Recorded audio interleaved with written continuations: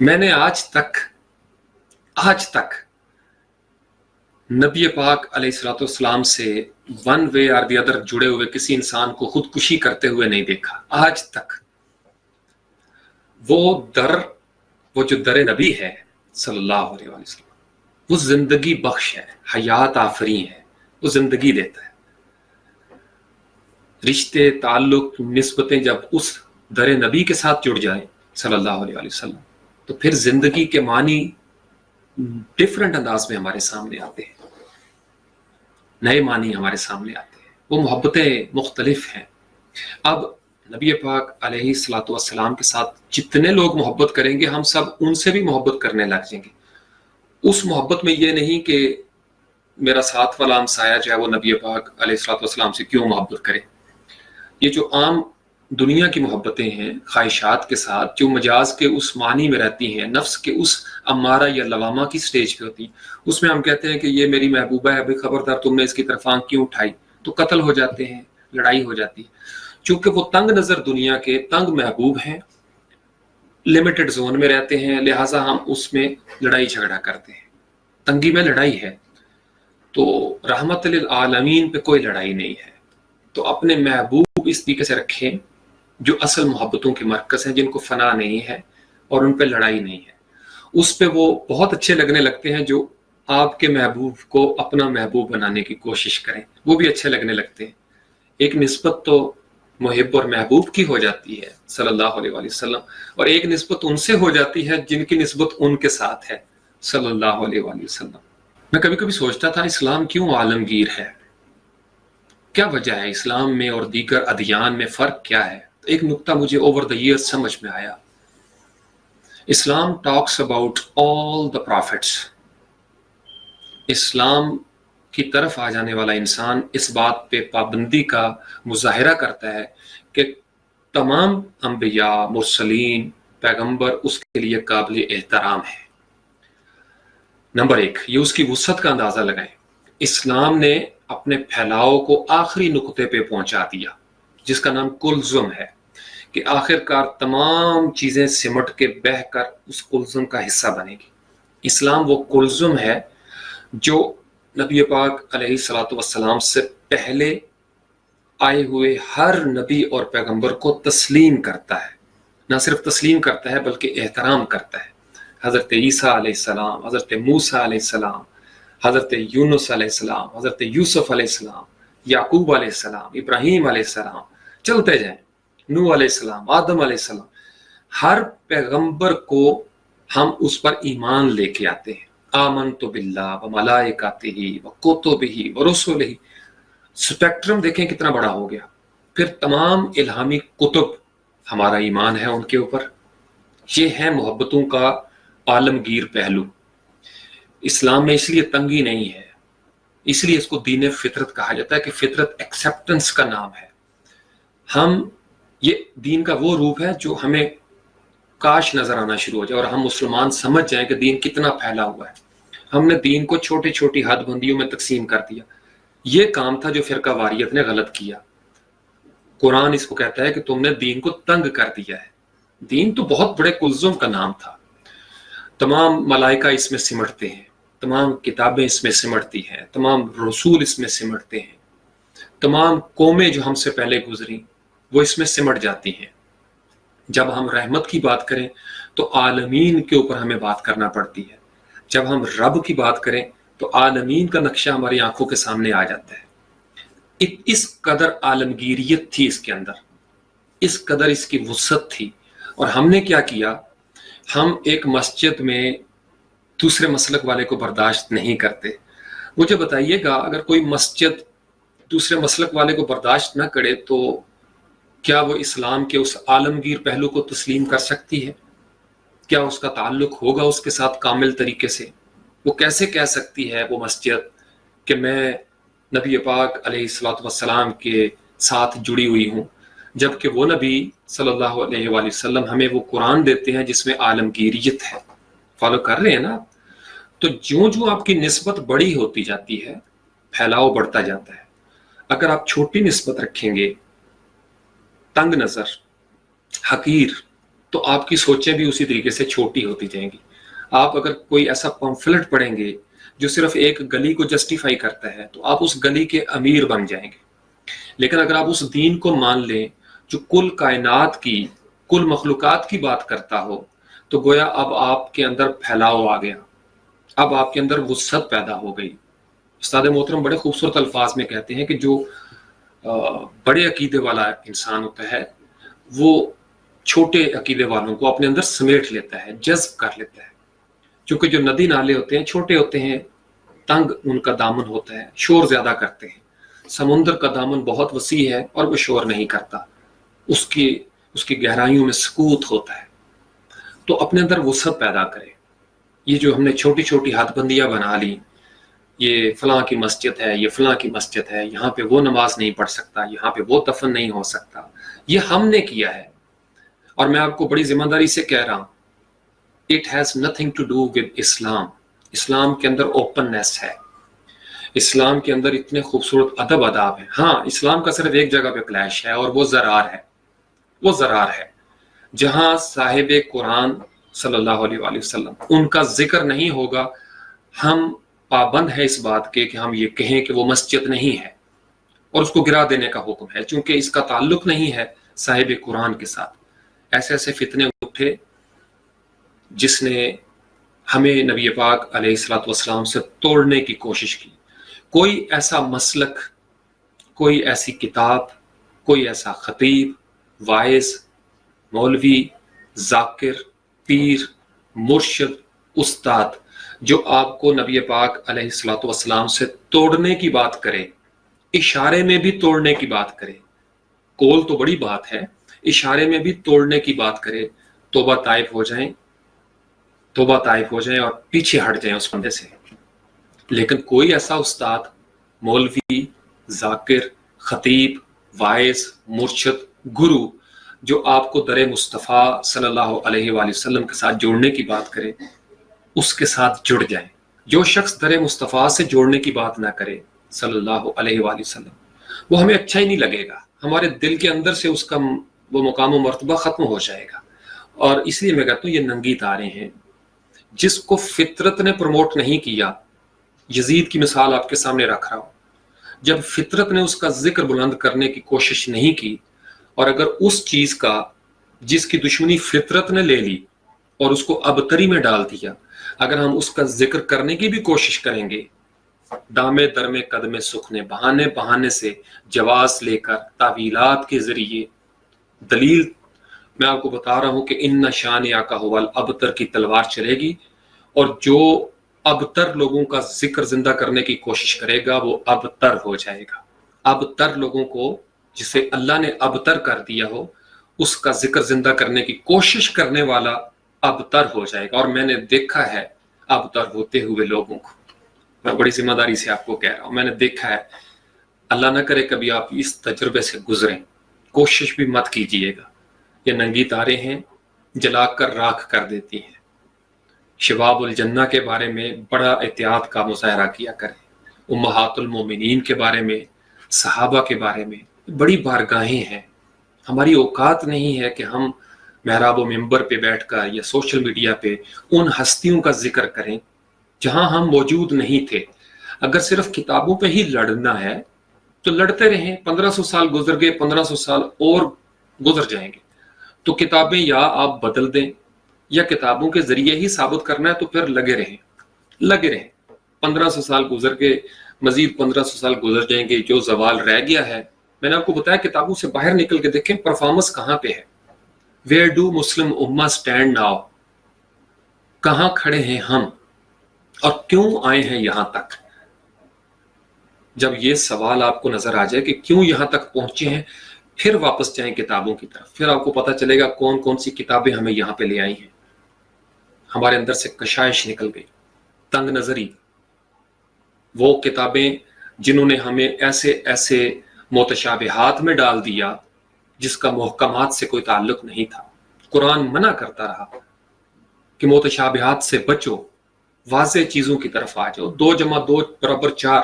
قرآن ہمیں نور کی طرف لے کے آنا چاہتا ہے. موٹی موٹی باتیں کی ہوئی ہیں قرآن نے، ہم جزیات میں پڑھ کر ایک نیا فرقہ بنا لیتے ہیں. تو یہ جو بزرگ ہیں جن کی یاد میں یہ محفل ہے آج کی بھی، یہ وہ بزرگ ہیں جو سمیٹتے ہیں، جو توڑتے نہیں جوڑتے ہیں، جو کافر کافر نہیں کہتے بلکہ وہ کہتے ہیں کہ آؤ آؤ، وہ جاؤ جاؤ کی بات نہیں کرتے۔ یہی وجہ ہے کہ فطرت ان کا ذکر زندہ رکھتی ہے، ان کے لنگر ان کے مرنے کے بعد بھی چلتے رہتے ہیں، ان کا ذکر جاری رہتا ہے۔ اب اس بات کو بھی مسلکوں میں ہم لے گئے، یہ دیکھا کریں کس زمین کے حصے کا ذکر کس طریقے سے ہو رہا ہے۔ بڑے بڑے بادشاہ گزرے ہیں، میں آپ کو بتاؤں تاریخ میں بڑے بڑے بادشاہ، لیکن بلال حبشی جیسے بادشاہ کی قسمت آپ کو نظر آتی ہے؟ بلال حبشی کی قسمت پہ آپ کو آج بھی ناز ہوتا ہے، مجھے بھی رشک ہوتا ہے، میرے تو لاڈلے ہیں وہ بلال حبشی۔ کوئی بادشاہ ان کے جوتیوں کی خاک کے برابر بھی نہیں ہوتا آج کا زمینی بادشاہ۔ وجہ کیا ہے کہ وہ بلال حبشی جو غلام ہے بظاہر، ان کی نسبت اس آقا و مولا سیدی و مرشدی صلی اللہ علیہ وآلہ وسلم کے ساتھ ہو گئی جو کل عالمین کے لیے رحمت ہے۔ نسبت بڑی ہو گئی ہے بلال حبشی کی، اویس کرنی کی، صحابہ کرام رضوان اللہ تعالی علیہم اجمعین کی، امہات المومنین خواتین ہیں، لیکن جب نسبت ہو گئی نبی پاک علیہ السلام کے ساتھ تو آیات نازل ہوئیں کہ اے مومنو، یہ عورتیں، یہ خواتین، یہ امہات، یہ جو نبی کی ازواج بن گئیں صلی اللہ علیہ وآلہ وسلم، یہ تمہاری مائیں ہیں۔ تو ایک عام خاتون یا عورت جب نبی کی زوجہ بن گئی، نسبت تبدیل ہو گئی، تو وہ ہمارے لیے ماں کا درجہ رکھتی ہے۔ نسبت بدلی اور کیا اعلیٰ مقام ملا امہات المومنین کو۔ کل مومنین مومنات کی وہ مائیں ہیں۔ ماں پتہ ہے کس کو کہتے ہیں؟ جس کے قدموں کے نیچے جنت ہے۔ اس کو جوڑ کے دیکھیں، الجنت و تحت اقدام الامہات۔ تو نسبتوں کی بات ہے۔ ہم کتابوں کے سر پر وہ کچھ لکھ چکے ہیں اور کہہ چکے ہیں جوش خطابت کے ساتھ کہ قیامت کے دن اللہ رحم کرے۔ میں نے اس لیے آپ کو کہا کہ جب کبھی دل تنگ ہو تو کتابوں سے باہر نکلیں۔ صوفیاء کتابوں سے باہر نکل آتے ہیں، کارکردگی دیکھتے ہیں، معاشرے میں ہو کیا رہا ہے۔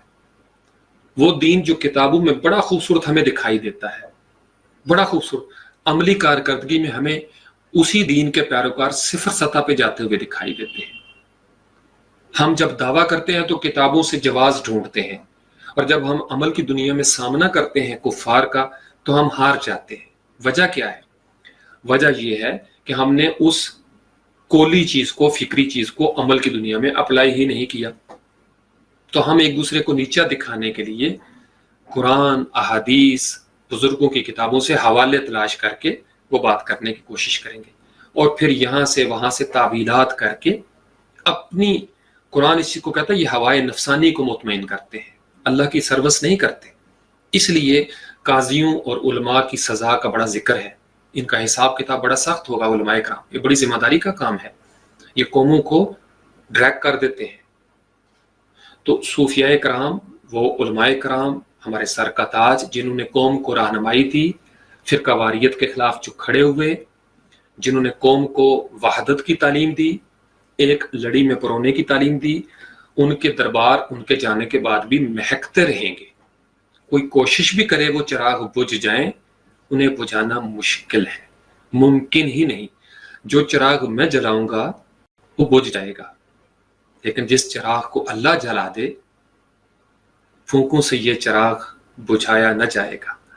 وہ جو چراغ اللہ جلا دیتا ہے، وہ جو کسی مزار کے اوپر صاحب مزار کے چراغاں ہوتا ہے، اگر تو انسان اپنے مالی مفاد کے تحت جلائیں تو وہ بجھ جائیں گے، لیکن اگر اس کی تعلیمات کے روشن چراغ اللہ نے جلا دیے تو سینہ بسینہ وہ علم لدنی منتقل ہوتا چلا جاتا ہے۔ تو جنہوں نے کمائی کی ہے، جنہوں نے کمائی کی ہے، سروس کی ہے، ان کی پینشن لگتی ہے، ان کا ذکر بلند ہوتا ہے، فَاذْكُرُونِی أَذْكُرْكُمْ۔ تو نسبتیں بڑی رکھا کریں، تمام نوجوان نسبتیں بڑی رکھیں۔ میں بڑا کلیئر ہوں ان چیز، یہ سائنٹیفک انداز میں بتا رہا ہوں آپ کو، کتابوں سے باہر نکل کے سائنس کی باتیں بتا رہا ہوں آپ کو۔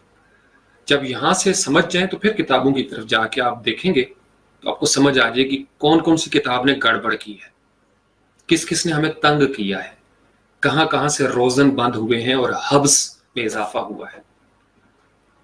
تو اس لیے بعض اوقات نادانی میں، جوش میں، جذبات کے ساتھ ہم چیزوں کی حقانیت سے دور چلے جاتے ہیں. تو میں اس لیے بزرگوں کے قدموں میں بیٹھنے کو ترجیح دیتا ہوں، کیونکہ وہ کشائش کی بات کرتے ہیں، اوپننس کی بات کرتے ہیں. جب نسبتیں اعلیٰ ہو جائیں گی تو آپ اعلیٰ ہو جائیں گے، نسبتیں زرخیز ہو جائیں گی تو آپ زرخیز ہو جائیں گے. اگر نسبتیں بنجر ہوئیں تو آپ کبھی زرخیز نہیں ہو سکتے. اگر نسبتیں ابتری والی ہوئیں تو آپ کبھی صاحب اولاد نہیں ہو سکتے، صاحب ذکر نہیں ہو سکتے. آپ کو نسبتیں زرخیز لوگوں کے ساتھ رکھنا ہوں گی، وہ لوگ جو دنیا سے چلے گئے اور پھر بھی ان کا ذکر بلند ہے. دشمن بھی یہ کہنے پر مجبور ہے کہ وہ بہت اچھے بزرگ تھے، یہ یاد رکھیے گا. اور اس بزرگ کے نام پہ لوگ اپنا نسبتوں کا اظہار کرتے ہیں. چونکہ بزرگوں نے خدمت کی ہے تو ہم ان کی نسبتیں اپنے ساتھ جوڑ لیتے ہیں. جیسے ہماری علاقے کی نسبت ہے، محمدین گجراتی ہو گئے، فلانے سیالکوٹی ہو گئے، فلانے حیدرآبادی ہیں، دکنی ہیں، ولی دکنی. یہ بات سمجھ گئے؟ تو حفیظ جلندری، جلندر کے ساتھ ایک نسبت ہو گئی. زمان کی بھی نسبتیں ہیں، مکان کی بھی نسبتیں ہیں، علاقے کی بھی ہوتی ہیں، روحانی علاقے کی بھی ہوتی ہیں. آپ کی پارٹیاں ہوتی ہیں نا، تو آپ پارٹی وہ رکھیں جو اینڈ پہ میں نے آپ کو بتایا کہ جس کے اندر زیادہ کلزمی کیفیت ہے. چھوٹے چھوٹے پرنالے اور نہریں، جھیلیں، جب آپ کا کلزم ہو گیا تو نہریں بھی آپ کی، جھیلیں بھی آپ کی، دریا بھی آپ کے، پرنالے بھی آپ کے، نالے بھی آپ کے. تو بڑی نسبت رکھا کریں. جب آپ بڑی نسبت رکھیں گے پھر ساری چھوٹی نسبتوں کو آپ سمجھ لیں گے. بڑی نسبت کے ساتھ چیزیں لے کے چلنا بہت مشکل ہے، اور اس میں ذاتی فائدہ بھی نہیں ہوتا. وقتی طور پر کوئی سنتا نہیں، کوئی دیکھتا نہیں، بعد میں مرنے کے بعد زیادہ وہ چیز فلرش ہو جاتی ہے، سامنے آ جاتی ہے. لیکن وہی فائدہ ہے، وہی فلاح ہے کہ مرنے کے بعد وہ چیزیں زندہ رہیں. اصل یہی فلاح ہے، باقی سب خسارہ ہے، وہ ادھر ہی رہ جائے گا. تو بڑی نسبت پہلے رکھ لیں، پھر اس کے اندر چھوٹی نسبتوں کی محبتیں، کاروبار چلتا رہتا ہے. جیسے آپ کسی بزرگ پہ اس پہ جائیں، ایک الگ نسبت ہے. مدینہ میں آپ جائیں، مکہ میں بازار کھلے ہوئے ہیں، کوئی سونا لے رہا ہے، کوئی چاندی لے رہا ہے، کوئی تسبیح لے رہا ہے، تو کاروبار بھی چل رہا ہے، کاروبار بھی چل رہا ہے. وہ چھوٹی چھوٹی نسبتیں ہیں. لیکن سب سے بڑی نسبت کیا ہے کہ وہاں پہ حاجی گئے ہوئے ہیں، عمرہ کرنے گئے ہوئے ہیں، وہ بڑی نسبت ہے. پھر اس نسبت کے اندر ایک دوسرے کے ساتھ میوچل اس میں انڈرسٹینڈنگ ہو جاتی ہے، پروفٹ آ جاتا ہے اس چیز میں. تو میں اس لیے بڑی نسبت پہلے سمجھتا ہوں کہ بڑی نسبتیں پہلے ہوں، نظریاتی وابستگی جس کو میں کہتا ہوں. اور پھر اس کے اندر رہ کے لوکل کمیونٹی میں آپ بزنس کو پروموٹ کریں. یہ سب سے اچھا کلیہ ہے. جن کو سمجھ آ گیا ہے وہ اس کو اپلائی کریں، جن کو ابھی سمجھ نہیں آیا ان کو جلدی آ جائے گا. دنیا چاہتے ہوئے نہ چاہتے ہوئے آئے گی اسی طرف جہاں بزرگ صدیوں پہلے تھے. دنیا کا صرف دستور یہ ہے کہ وہ مار کھا کے وہاں پہ پہنچتی ہے. تو آپ کیوں ضروری ہے مار کھا کے وہاں پہنچے؟ اعتبار کر کے بھی انسان پہنچ سکتا ہے، مار کے بغیر بھی پہنچ سکتا ہے. ٹھیک ہے؟ درود شریف بلا ناغا، یہ میں ضرور کہتا ہوں، درود شریف کی کمی نہ کیا کریں. یہ نسبت بہت بڑی نسبت ہے، بہت بڑی نسبت ہے. میں آپ کو بتا رہا ہوں درود شریف اتنی بڑی نسبت ہے کہ میری لغت میں وہ لفظ ہی نہیں کہ میں اس کی بڑائی کا احاطہ کر سکوں.